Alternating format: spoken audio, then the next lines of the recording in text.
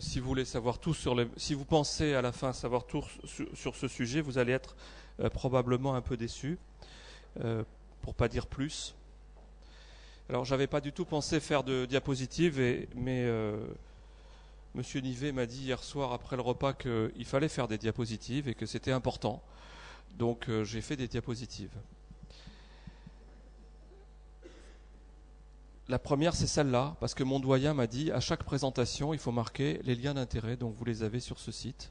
Vous pouvez noter, vous pouvez regarder. Voilà. Alors, les microangiopathies thrombotiques, qu'est-ce que c'est que cette bestiole ? C'est pas une maladie en tant que telle. C'est un problème de santé qui est un problème de santé grave et qui a été décrit, en fait, il y a très longtemps. Depuis 1925-1926, on appelait ça le syndrome de Moscovix. Et c'est quelque chose qu'on apprenait à l'école en se disant, on n'y comprend rien, mais il faut l'apprendre parce que ça peut tomber. Voilà. En gros, c'était ça. À l'examen, bien sûr. Et puis, on a appris autre chose avec le temps, c'est que, eh bien, cette maladie, enfin, moi, quand j'étais interne, donc du temps comme Mathias, on a le même âge, qui est là-haut, eh bien, on disait, c'est bien grave cette maladie, les gens vont pas bien. Beaucoup de gens, la plupart des gens n'en réchappent pas, mais on ne sait pas trop ce que c'est. Bon. Et puis il y a eu plusieurs grandes révolutions. La première grande révolution, ça a été de faire la différence entre ce que Georges vient de dire, c'est-à-dire des syndromes hémolytiques et urémiques, c'est-à-dire une maladie où on a des plaquettes basses, une hémoglobine basse, les reins qui sont abîmés, et puis peut-être une cause particulière, d'une autre cause qu'on va appeler le PTT pour faire simple. Je ne vais pas rentrer dans le détail, même si Hubert Nivet m'a dit « mais si, allez-y, vous pouvez y aller, ils connaissent bien le complément ». Bon, moi je crois qu'il faut faire simple. Une autre maladie qui donne le même tableau. Alors, je vais avancer un peu parce que si au bout de 3 minutes je suis toujours à la première diapo, c'est quand même pas très bon. Mais c'est ça le but quand même. Hein. Donc ce sont des maladies qui sont des maladies graves, avec un risque qui est vital, un risque qui est rénal, on peut perdre les reins, un risque qui est cardiaque, on peut faire des problèmes d'infarctus, des problèmes neurologiques, on peut faire des problèmes neurologiques graves aussi. Donc c'est quand même des choses très très importantes à avoir en tête.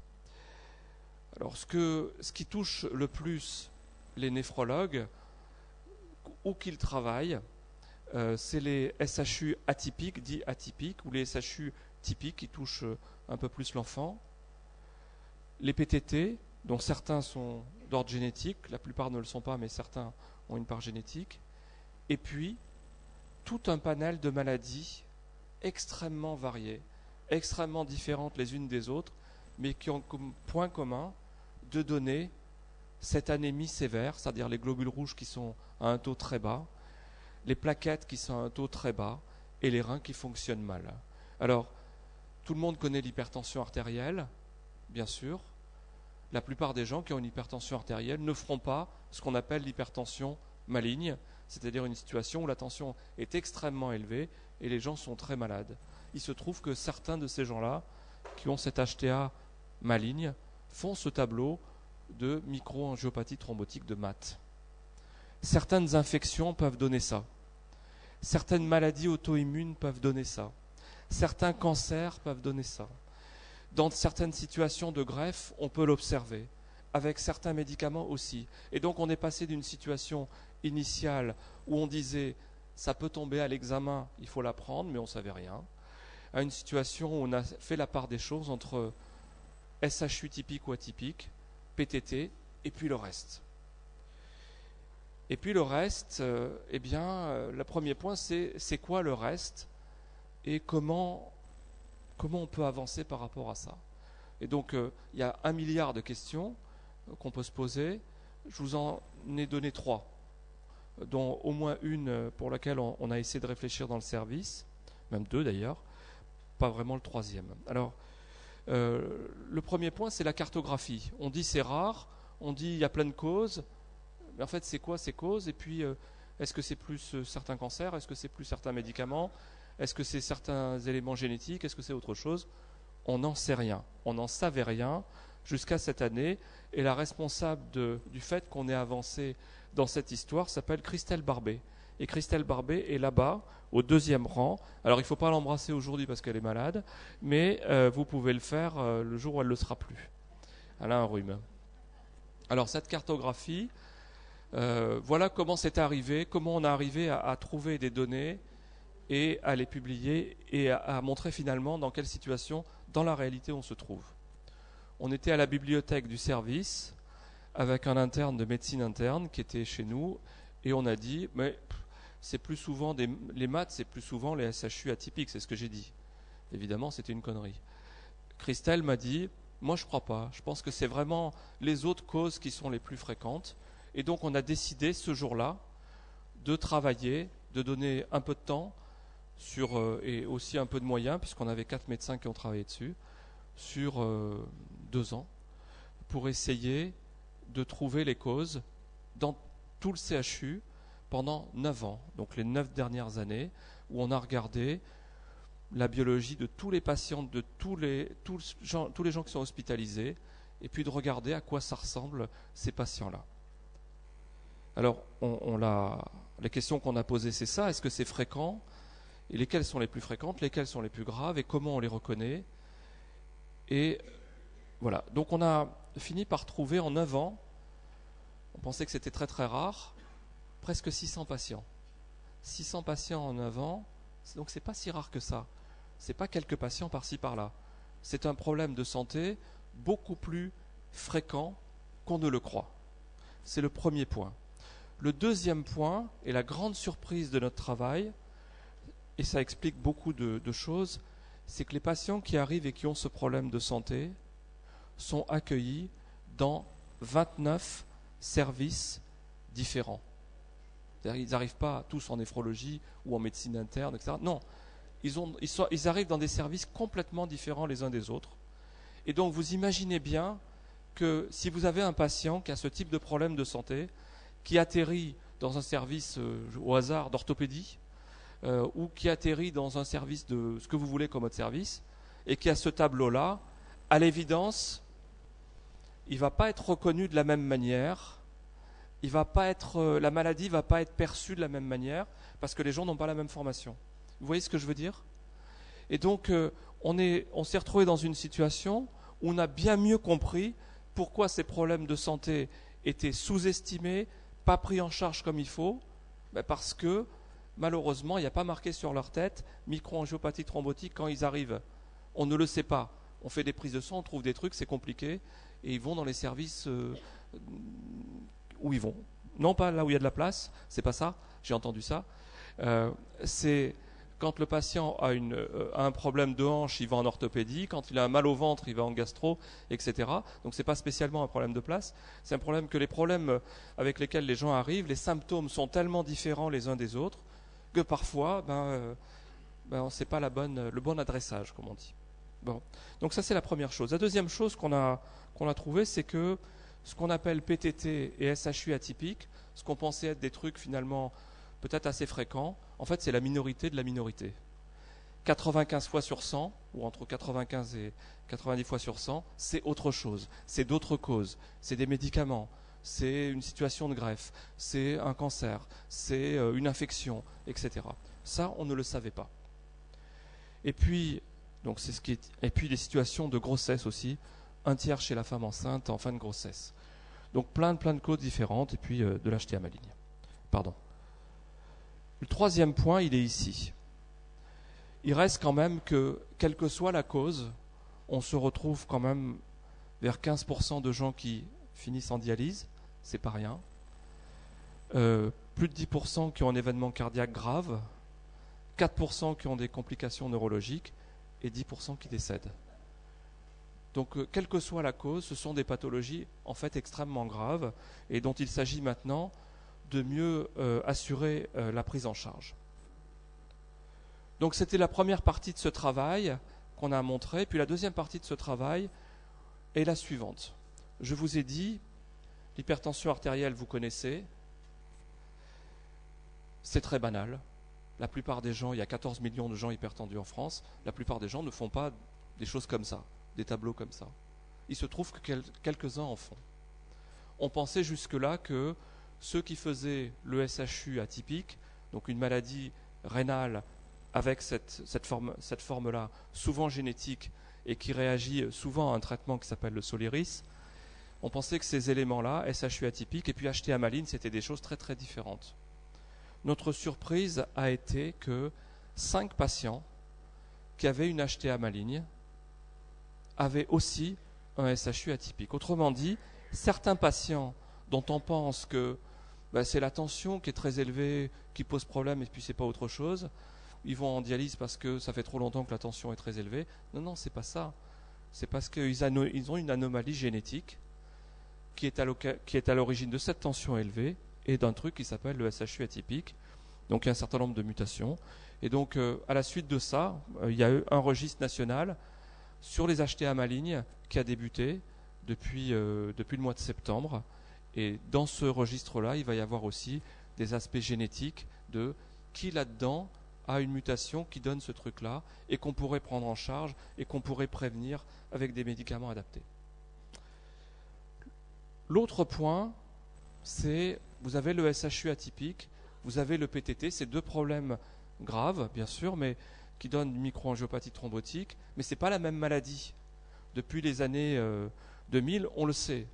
On le sait notamment grâce à des équipes françaises, d'ailleurs, que je voudrais citer.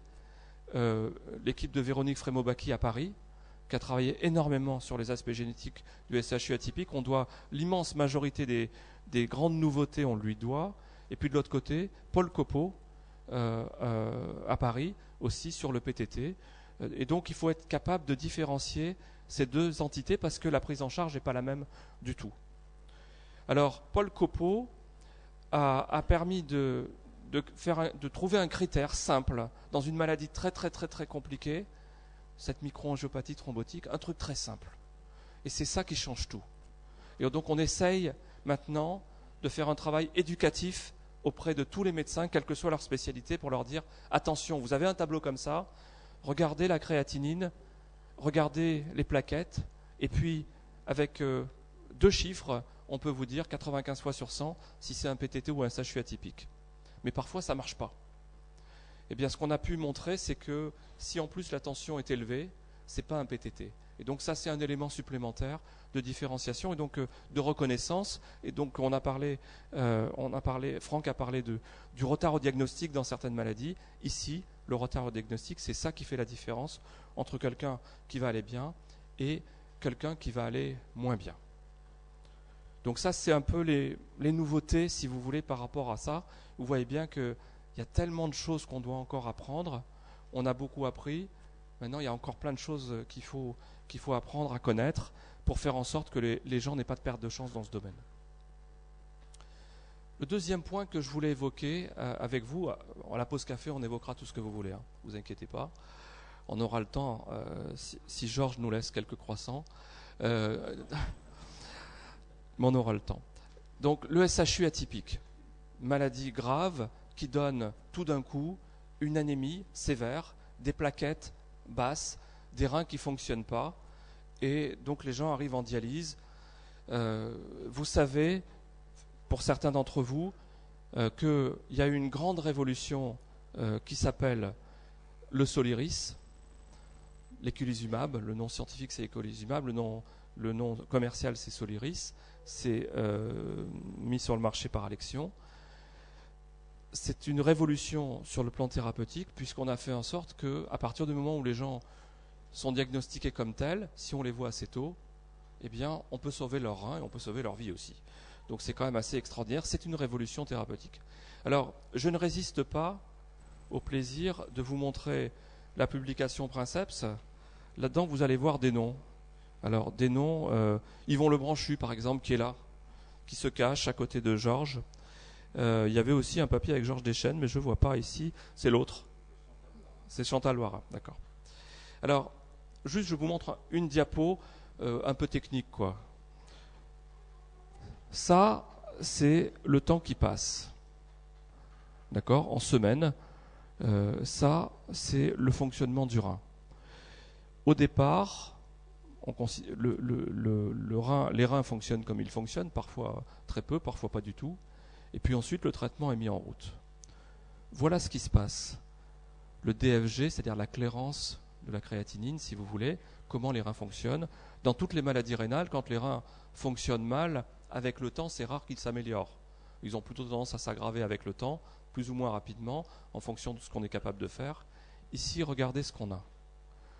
Ici, on a plus 30 mm de mercure, c'est-à-dire qu'on a gagné un tiers de fonctionnement de rein. Et en français, ça veut dire quoi? Vous allez me dire, c'est des chiffres, mais ça veut dire quoi en français? En français, ça veut dire que c'est des gens qui devaient aller en dialyse, qui n'y vont pas et qui n'iront pas en dialyse, et qui sont sauvés de la dialyse. Donc c'est une situation extraordinaire qu'a permis ce médicament dans plusieurs études différentes et qui ont été confirmées dans la vraie vie. C'est pareil dans l'autre étude. Alors, c'était une révolution thérapeutique, ça reste une révolution thérapeutique. Cette révolution thérapeutique a un coût. C'est le médicament le plus cher au monde. 400 000 € l'année, c'est pas rien. D'accord? Alors, la question, c'est comment on peut faire maintenant pour faire en sorte que les gens soient soignés au mieux, avec peut-être des coûts qui soient moindres. Alors, on s'est posé la question, et chez certains, on a fini par se dire, selon la mutation qui est en cause, le risque que ça recommence est moindre, ou il est élevé. Et donc, chez certains, on va pouvoir essayer de l'arrêter, et puis on va suivre, et puis on va surveiller, et puis on va voir. Il y a plein de patients pour lesquels on le fait, et ça marche bien, puisque vous imaginez bien quelqu'un qui fait cette maladie à l'âge de 40 ans, sa mutation, elle existe depuis sa naissance et même avant, et donc pendant 40 ans, il n'a pas fait cette maladie. Il l'a fait à l'âge de 40 ans, mais pendant 40 ans, il n'était pas malade. Et donc on s'est dit, peut-être que si pendant un certain temps on les traite, peut-être que si on arrête après, ça ne reviendra pas. Alors chez certains, c'est vrai, chez d'autres, ça l'est moins. Et donc chez certains, on arrête le médicament et on suit et on surveille. On surveille, on surveille. Et puis chez certains, ça revient, on retraite. Et puis chez certains, ça ne revient pas.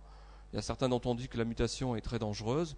On a une de nos patientes qu'on suit. La mutation est très dangereuse, ça revient tout de suite. En fait, une de nos patientes à qui on a arrêté le traitement depuis presque 4 ans maintenant, on la surveille toujours, elle vient nous voir, on regarde, et tout se passe bien, on continue. Un jour ou l'autre, ça reviendra, mais pour l'instant, elle a 4 ans où elle est tranquille, elle n'a aucun traitement, elle vient nous faire coucou, c'est tout. Donc c'est quand même pas mal. Donc ça, c'est un moyen. Arrêter le traitement chez certains patients et surveiller. C'est surtout les Français qui ont fait ça. Hein. Et celui qui a fait ça en premier, c'est Fadi Fakouri, qui était à Nantes jusqu'à il y a quelques jours et qui maintenant est à Lausanne. L'autre possibilité, pour les gens chez qui on ne peut pas arrêter, ou au début du traitement, c'est de dire, le laboratoire nous dit, c'est une perfusion tous les 15 jours, et c'est comme ça. Et puis, quelle que soit votre taille, votre âge, la maladie, c'est toujours pareil. Okay. C'est le même traitement. Nous, on a dit, peut-être pas. Enfin, celui qui a dit ça, c'est pas moi, c'est Philippe Gâteau, qui était un médecin du service qui est parti à Portland pendant un certain temps, qui vient de rentrer, qui a retrouvé son bureau et sa bonne humeur, et qui a dit, on va essayer de voir si on ne pourrait pas quand même monitorer, c'est-à-dire surveiller les taux sanguins du médicament, et puis en fonction des taux sanguins, on voit ce qu'on fait. C'est ce qui a été fait. Et il a montré que la concentration du médicament dépendait du poids des gens. Et donc peut-être que, selon le poids des gens, on pourrait passer non pas tous les 15 jours, mais tous les 3 semaines ou toutes les 4 semaines. Et puis chez certains, le médicament, il reste vraiment très très longtemps. Et donc, dans notre centre, les gens qui en ont besoin, certains ont effectivement une administration tous les 15 jours, et puis d'autres c'est toutes les 3 semaines ou toutes les 4 semaines, et puis ça marche bien comme ça, et on les surveille. Alors maintenant, il y a plein de gens qui le savent, donc on reçoit des tubes de toute la France pour faire des dosages, pour dire, voilà, en fonction du dosage du médicament, ce patient, c'est pas tous les 15 jours, c'est tous les mois. Ça fait quand même une certaine différence, pas seulement en termes de coût, mais aussi en termes de qualité de vie. Le dernier point, pour ne pas parler trop longtemps, c'est un élément qui concerne pas vraiment notre domaine, enfin peu notre domaine malgré tout, c'est le PTT. Donc une maladie qui donne cette microangiopathie thrombotique, maladie très grave, très dangereuse. très dangereuse tant qu'elle n'a pas été diagnostiquée et prise en charge. À partir du moment où elle est prise en charge, les risques sont moindres, mais malgré tout, il y a quand même 15-20% des gens pris en charge qui ne sortent pas de l'hôpital. Donc et des gens qui n'ont pas 90 ans souvent, qui ont la quarantaine. Donc c'est quand même quelque chose de terrible. Alors le progrès, c'est quoi? Le traitement depuis les années 90, ça a été de dire il faut donner du plasma et au mieux il faut plutôt faire des échanges plasmatiques. Alors il faut mettre un cathéter, c'est pas rien bien sûr. Il faut mettre des corticoïdes. Et puis depuis quelques années on a dit il faut rajouter un médicament qui empêche l'organisme de produire des anticorps, le rituximab. Le grand progrès depuis l'an dernier, c'est un nouveau médicament qui s'appelle le caplacizumab. Le caplacizumab, c'est quoi? Pour faire simple, vous avez des... Alors là, M. Nivet finalement avait raison en me disant il faut faire des diapos. Cette maladie, c'est une maladie qui existe parce qu'une protéine, à un moment ou à un autre, ne fonctionne plus. Cette protéine s'appelle l'Adams 13. Cet Adams 13, c'est un sécateur. Tout le monde sait ce que c'est qu'un sécateur. Eh bien, dans les petits buissons, dans les petits vaisseaux, il y a une autre protéine qui, en permanence, pousse et fait des buissons. Ça s'appelle le facteur de von Willebrand. Et donc, il fait des buissons en permanence. Et heureusement, il y a un sécateur qui est là aussi en permanence pour couper ces buissons. Si on ne coupe pas ces buissons, les globules rouges qui arrivent à vive allure tombent dans ces buissons, se cassent, ça fait une anémie et ça fait cette microangiopathie thrombotique. Si on ne fait rien, ben souvent ça se passe mal. Donc c'est ça cette maladie. Il n'y a plus le sécateur. Tant qu'il n'y a pas le sécateur, la maladie continue. Mais en attendant, eh bien, les gens sont malades, leurs organes souffrent, le cerveau, les reins, le cœur souffrent. Eh bien, ce caplacizumab est là pour empêcher les plaquettes de se mettre sur ce buisson et donc d'empêcher la maladie d'atteindre les organes. Et donc, ça protège les organes en attendant que le traitement soit efficace. Alors, c'est un progrès, à mon avis, très important, puisqu'on est dans une situation où on a encore 10, 15, 20%, parfois plus de patients qui ne sortent pas de l'hôpital. Avec ce médicament-là, l'objectif, c'est tout le monde doit sortir de l'hôpital. Tout le monde doit sortir de l'hôpital. C'est un progrès majeur et donc c'est l'élément important. Alors un jour, on aura un Adams 13 recombinant bien supporté, puis qui n'est pas allergisant, etc., qui ne fait pas d'anticorps, mais ce n'est pas encore tout de suite. Alors à la fin, je voudrais évoquer 2-3 choses qui n'ont rien à voir avec tout ça. Dans le service, on a eu, il y a quelques années, une jeune femme qui est venue avec un syndrome hémolytique et urémique. Bon, elle est allée en dialyse, on a fait plein de trucs, ça n'a rien changé, elle est allée en dialyse. Puis un jour, on l'a greffée. Peut-être Mathias en parlera d'ailleurs plus tard. On l'a greffée et puis, malheureusement, la maladie est revenue sur le greffon, on n'a rien compris. À l'époque, on ne connaissait pas tout ça. Et puis un jour, tous les matins, on fait une réunion en sortie de garde pour savoir ce qui s'est passé. Et on nous dit, Monsieur X, qui a le même nom que cette fille, est arrivé dans le service avec une insuffisance rénale aiguë. On savait que c'était la même maladie, on savait qu'il se passerait la même chose. Entre-temps est arrivé le Soliris, est arrivé tous ces progrès. La sœur et le frère sont greffés, ils vont très bien. Tout se passe bien. Et puis, je voudrais parler aussi d'une nièce de quelqu'un qu'on connaît, qui est arrivée dans le service, 18 ans, insuffisance rénale, syndrome hémolytique et urémique.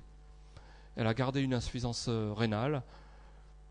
On n'a pas trop compris, mais maintenant, avec l'aide de Véronique Frémaux-Bacchi, il va y avoir une étude particulière pour savoir un petit peu ce qui se passe. Mais elle n'est pas greffée, elle est juste traitée régulièrement, tous les 15 jours, tous les mois. Elle vient nous faire coucou, on lui dit alors tu vas bien, ok, elle nous raconte un peu sa vie, on raconte la nôtre, et puis voilà. Et puis on a eu Alexandra et X la même semaine, qui ont fait aussi un syndrome hémolytique et urémique, une mutation de facteur H dans les deux cas, qui se sont présentés tous les deux comme une HTA maligne. Donc on a cru au départ que c'était de l'HTA maligne, c'est la tension trop élevée, ils avaient qu'à se traiter. Non, pas du tout, c'est une mutation. Donc là encore, on va avancer avec ces connaissances-là. Et puis on a eu il y a 2 ans une récidiviste qui a appelé un soir, un lundi soir, 19h, pour dire ce qui m'est arrivé là. Ce qui m'arrive là, c'est ce qui m'est arrivé en 2003, si je ne dis pas de bêtises. Je l'ai eu au téléphone et je lui ai dit, écoutez, là, il est 19h. D'après ce que vous me racontez, j'entends ce que vous me dites, mais enfin, vous avez l'air d'aller bien. Je vous propose de vous voir demain matin. Vous venez à 8h, on vous fait la prise de sang, je vous vois à 8h30, et puis on verra ce qu'on fait. Elle arrive, on fait la prise de sang, les plaquettes sont basses, l'hémoglobine est basse, la créate est élevée, c'est une récidive. Mais la seule vraie différence, elle est que cette jeune femme connaissait la IRG, connaissait ces maladies parce qu'elle était rentrée dans les associations de patients, elle avait été déjà à des conférences. Et donc la première question qu'elle m'a posée, ce n'était pas des choses très, très banales, ça a été un truc très spécifique qui a été de dire, est-ce que vous pensez que je peux avoir du Soliris ?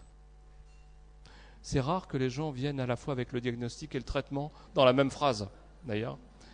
Donc je lui ai dit oui. Elle a été hospitalisée, elle a été mise sous Soliris, elle va très bien, voilà. Et puis les autres, certains qui vont très bien, certains qui vont moins bien. Et donc pour reprendre le cas général des microangiopathies thrombotiques, on a eu quand même 2 patientes cette année pour lesquelles on n'a pas pu les empêcher d'aller en dialyse. Une pour un problème d'infection à CMV, l'autre je n'ai pas compris pourquoi, je ne connais pas cette maladie, je ne sais pas ce qu'elle a. Et à un moment ou à un autre, on saura ce qu'elle a et on saura quoi faire aussi.